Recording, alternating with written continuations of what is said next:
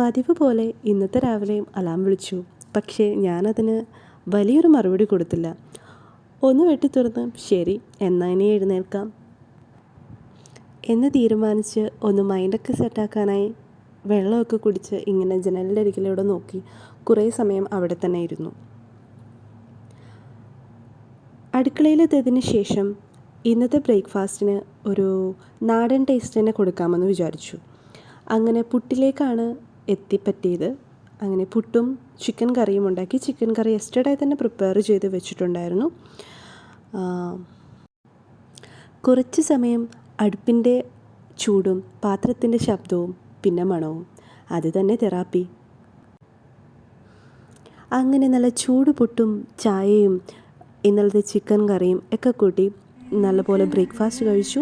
അങ്ങനെ വയറ് നിറഞ്ഞതിന് ശേഷം റെഡി ഫോർ ഓഫീസ് മോഡ്. അങ്ങനെ റെഡി ആയതിനു ശേഷം ഓഫീസിലേക്ക് പോവുകയാണ്.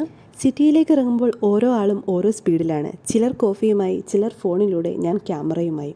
ഇങ്ങനെയാണ് എൻ്റെ രാവിലെ. ചെറിയ കാര്യങ്ങൾ, പക്ഷേ എൻ്റെ മൂഡിനെ സെറ്റ് ചെയ്യുന്ന കാര്യം.